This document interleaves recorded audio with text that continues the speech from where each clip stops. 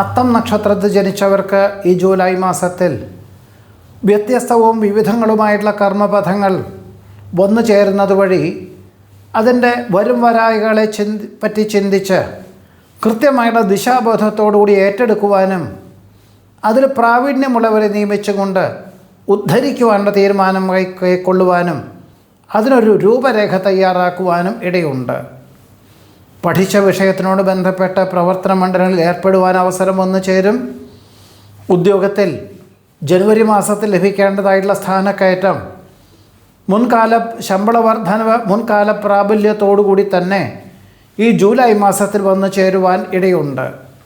ചിത്ര നക്ഷത്രത്തിൽ ജനിച്ചവർക്ക് ഈ ജൂലൈ മാസത്തിൽ വ്യാപാര വിപണന വിതരണ മേഖലകളോട് ബന്ധപ്പെട്ട് ഒരു വർഷമായിട്ട് വൃദ്ധിക്ഷയമുള്ള അവസ്ഥയുണ്ടായിരുന്നു. അതായത് ഉയർച്ച താഴ്ചകളൊക്കെ ഉണ്ടായിരുന്നു. ഇതിൻ്റെ വെളിച്ചത്തിൽ ചില അനുഭവ പാഠങ്ങളൊക്കെ വശാക്കുകയും ചില കാര്യങ്ങളെല്ലാം ധ്രുവീകരിച്ചും കൊണ്ട് പ്രതീക്ഷിച്ച പണം മുതൽ മുടക്കാതെ തന്നെ കൂടുതൽ പ്രയത്നിച്ചുകൊണ്ട് ധരിക്കുവാനുള്ള തീരുമാനം കൈക്കൊള്ളുന്നത് ഭാവിയിലേക്ക് ഗുണകരമായി തീരുവാൻ ഇടയുണ്ട്.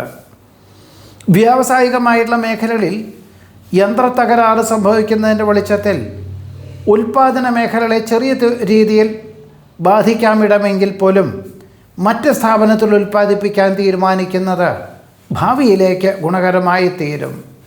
ചോതി നക്ഷത്രത്തിൽ ജനിച്ചവർക്ക് ഈ ജൂലൈ മാസത്തിൽ വിജയശതമാനം വർദ്ധിക്കുവാനിടയുള്ളതുകൊണ്ട് തൃപ്തിയായ വിദ്യാലയത്തിൽ ഉപരിപഠനത്തിന് പ്രവേശനം ലഭിക്കും. ഉദ്യോഗാർത്ഥികൾക്കും വിദ്യാർത്ഥികൾക്കും ഒരേപോലെ അവസരങ്ങളും അനുഭവങ്ങളും ആഗ്രഹസാഫല്യവും വന്നു ചേരുന്നത് വഴി ആശ്വാസത്തിനും സമാധാനത്തിനും യോഗമുണ്ട്. വ്യാപാര വിപണന വിതരണ മേഖലകളോട് ബന്ധപ്പെട്ട് യാത്രകളെല്ലാം പുനരാരംഭിക്കുവാനും എന്നാൽ അതിൽ പണം മുതൽ മുടക്കുന്ന കാര്യത്തിൽ ഒരു നിയന്ത്രണത്തോടുകൂടി അഥവാ സമയബന്ധിതമായിട്ട് പണം മുതൽ മുടക്കിക്കൊണ്ട് ഉദ്ധരിക്കാൻ തക്കവണ്ണം ഉള്ളൊരു രൂപരേഖ തയ്യാറാക്കുകയൊക്കെ തന്നെയായിരിക്കും നന്നാവുക. അല്ലാത്ത പക്ഷം സമയബന്ധിതമല്ലാതെ പണം മുതൽ മുടക്കിയാൽ അതിനനുസൃതമായിട്ടുള്ള സാമ്പത്തികമായിട്ടുള്ള നേട്ടം കുറയുവാനാണ് യോഗമുള്ളത്.